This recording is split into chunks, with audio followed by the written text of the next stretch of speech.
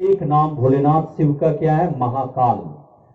वो महाकाल जो है वो इस सृष्टि पर आ चुके हैं, तो वो कालों का काल महाकाल है। वो आए हैं तो निश्चित रूप से सृष्टि का महापरिवर्तन होगा, महाविनाश होगा। इसलिए बाबा का एक मंदिर है महाकाल, महाकालेश्वर मंदिर, जो उज्जैन में स्थित है। आप क्यों है आखिर बाबा भोलेनाथ का इस मंदिर का यादगार और विख्यात मंदिर है? क्यों? इसका मुख्य कारण ही है, यदा यदा ही धर्मस्य गलानी के अनुसार इस सृष्टि पर निराकार भगवान शिव आते हैं। और वो आते ही हैं इसलिए क्योंकि पूरी सृष्टि को उनको साथ में ले जाना, सभी मनुष्य आत्माओं को साथ ले जाएंगे। जो आत्माएं उनके श्रीमत पर चल करके भगवान की आज्ञा पर चलते अपने जीवन को श्रेष्ठ और पावन बनाते हैं, वो सभी आत्माएं श्रेष्ठ और महान बन जाती हैं, देवी और देवताएं बन जाती, क्योंकि सतयुग लाने वाले हैं परमात्मा शिव। तो नई दुनिया सतयुग का शुभारंभ तो बाबा करने ही वाले हैं। लेकिन वही आत्माएं उस सतयुगी दुनिया में जाएंगी जो इस ईश्वरीय विश्वविद्यालय में राजयोग का पढ़ाई करती हैं। राजयोग का पढ़ाई से ही हमारे जीवन में दैवी गुण, दैवी संस्कार आते हैं, और वही वो 33 करोड़ देवी देवताओं में वो जा सकते हैं। तो सबसे मुख्य बात अभी बहन जी आप सभी को बताएं, शिवलिंग में 3 जो लकीर है, ब्रह्मा जी, विष्णु जी, शंकर जी, ये तीनों का रचयिता, देवों का भी देव परमपिता भोलेनाथ को क्या कहते हैं हम सभी? महादेव। देवों का भी देव महादेव, अर्थात ब्रह्मा जी, विष्णु जी, शंकर जी, तीनों का रचयिता है निराकार परमात्मा शिव। इसलिए उनको इस सृष्टि पर जब परमपिता भोलेनाथ शिव बाबा आते हैं तो वो ब्रह्मा, विष्णु, शंकर तीनों को रच करके ब्रह्मा जी के द्वारा नई दुनिया सतयुग रचने का कार्य, स्थापना का कार्य करते हैं। शंकर जी के द्वारा पुरानी कलयुगी दुनिया का महापरिवर्तन का कार्य, ब्रह्मा जी, विष्णु जी, शंकर जी। लेकिन 2 कार्य परमात्मा शिव का मुख्य साथ साथ चलता। एक तरफ ब्रह्मा जी के द्वारा नई दुनिया सतयुग की स्थापना का कार्य, दूसरी तरफ शंकर जी के द्वारा महापरिवर्तन विनाश का कार्य, और तीसरे नंबर में जो आने वाली स्वर्णिम सृष्टि है, सतयुगी दुनिया है, उसका पालना का कर्तव्य श्री विष्णु जी के द्वारा कराने वाले हैं। तो आगे बहुत सारा रहस्य है जिसको आप 7 डेज के राजयोग का कोर्स में आप जानेंगे, समझेंगे, पहचानेंगे। ये समय बिल्कुल करीब है, परिवर्तन का दौर करेगा। और सबसे मुख्य बात और अहम बात ये जाने, इस बैनर में त्रिमूर्ति शिव जयंती महोत्सव लिखा हुआ, त्रिमूर्ति, देवों का भी त्रिमूर्ति अर्थात ब्रह्मा, विष्णु, शंकर, और उसमें कितना लिखा हुआ? 84 लिखा हुआ।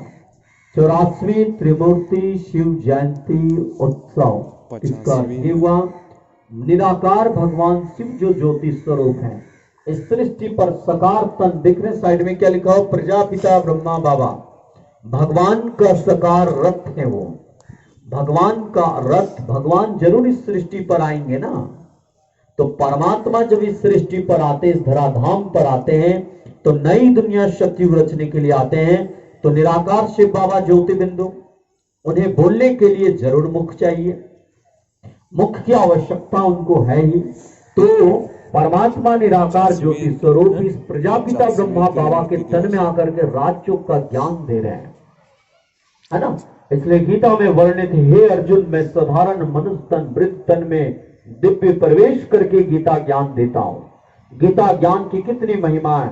इसी गीता ज्ञान से भगवान कहते युग परिवर्तन का कार्य होता है, संपूर्ण विश्व में सतयुग लाने का कार्य करते हैं।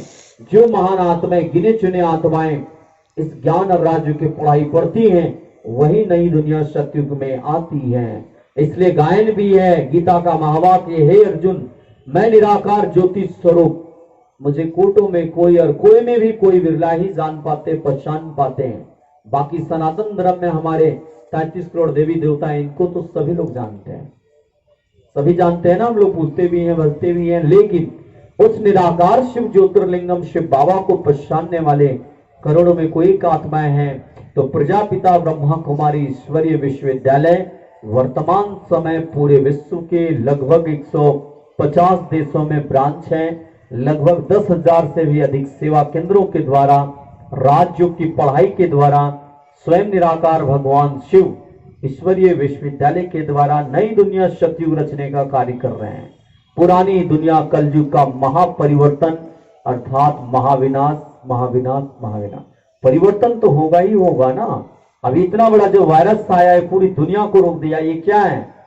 बहुत बड़ा परिवर्तन का संकेत है। नई दुनिया सतयुग शुभारंभ होने वाला है। इसके पूर्व होगा खंड खंड करके विनाश। अब इस वायरस से लगभग 25 लाख लोगों का मौत हो चुका है। तो क्या आप समझ रहे हैं? एक बहुत बड़ा क्या है? संकेत है ये कि अब नई दुनिया सतयुग का शुभारंभ होगा। उसके पूर्व ये पुरानी दुनिया कलयुग का क्या होगा? महाविनाश होगा। तो आप देख ही रहे चारों तरफ हर जगह पे अति है, सब चीजों का अति है, चरम सीमा पर है सारी बुराइयां।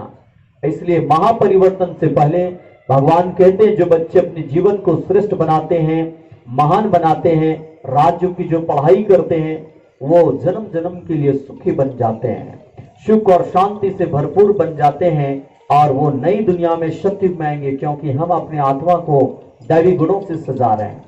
ज्ञान और राज्य की पढ़ाई, गीता ज्ञान की पढ़ाई, राज्य मतलब गीता ज्ञान की पढ़ाई, स्वयं निराकार भगवान शिव गीता ज्ञान सुना रहे हैं। इसी गीता ज्ञान से नई दुनिया सत्य का शुभारंभ बहुत जल्द होगा। इसलिए सबसे मुख्य बात है निराकार भगवान शिव का साकार तन प्रजापिता ब्रह्मा में इस सृष्टि पर युग परिवर्तन का कार्य करने के लिए कलयुग के अंतिम समय में वो आते हैं और सतयुग का जब शुभारंभ का समय होता तब वो आते हैं। तो कलयुग अंतिम समय और सतयुग जब शुभारंभ होने वाला होता है उस समय वो निराकार भगवान शिव बाबा आते हैं।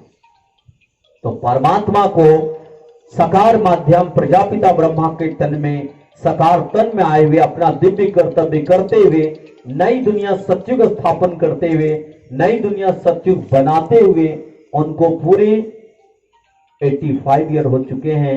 इसलिए कहेंगे 50वें शिव जयंती त्रिमूर्ति शिव जयंती महोत्सव शिव बाबा का दिव्य जन्म दिवस है।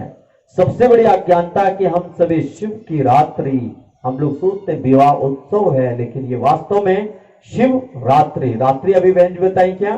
5 विकार स्त्री में 5 विकार पुरुष में।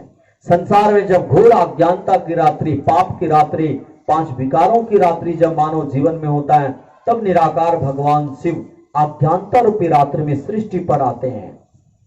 तब भगवान शिव के लिए हम कहेंगे शिव जयंती, लेकिन वो आते ही रात्रि में, अज्ञानता की रात्रि में, इसलिए शिव के आगे हम लगा देते हैं रात्रि, लेकिन वास्तव में क्या बोलेंगे? शिव जयंती।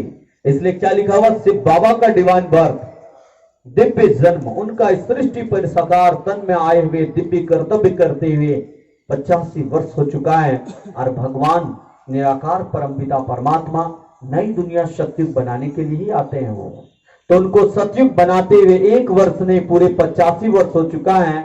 100 वर्ष के लिए भगवान ये महायज्ञ रचते हैं, ईश्वरीय विश्वविद्यालय रचते हैं और 100 वर्ष में पूरा परिवर्तन भगवान करते हैं। तो शेष समय कितना रह गया है?